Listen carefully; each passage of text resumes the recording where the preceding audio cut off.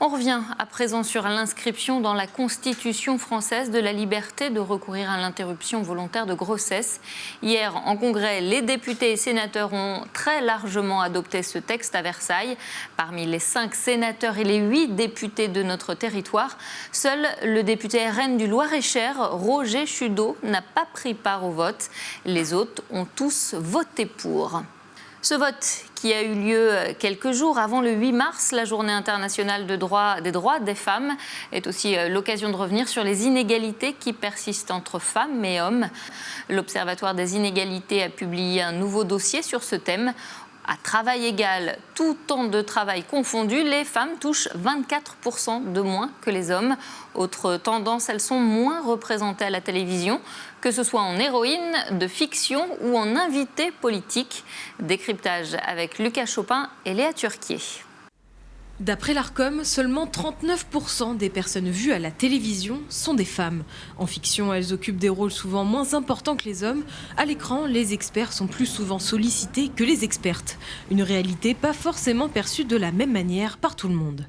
Est-ce que vous trouvez que les femmes sont assez représentées dans les médias, notamment à la télévision? De mieux en mieux. Ouais. Pas assez, non. C'est moyen. Hein. Oui, bien sûr, oui. Ouais. Oui. Et je vois qu'ils sont très visibles. On le regarde dans les reportages. Elles sont visibles, mais peut-être pas assez respectées dans leur discours. On aura toujours un défaut de compréhension de ce que dit une femme, ou un homme abondera ou ne validera pas forcément ou reformulera les dires d'une femme. Une sous-représentation qui contribue à renforcer les stéréotypes de genre. Par exemple, dans la publicité, les écarts sont flagrants. Le genre féminin reste principalement assigné à certaines catégories de produits.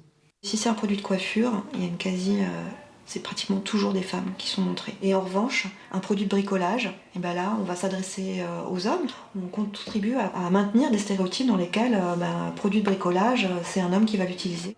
Pour lutter contre ces clichés persistants, faut-il instaurer une obligation de parité, comme c'est déjà le cas pour les listes électorales? Une solution pas si évidente pour l'Observatoire des inégalités.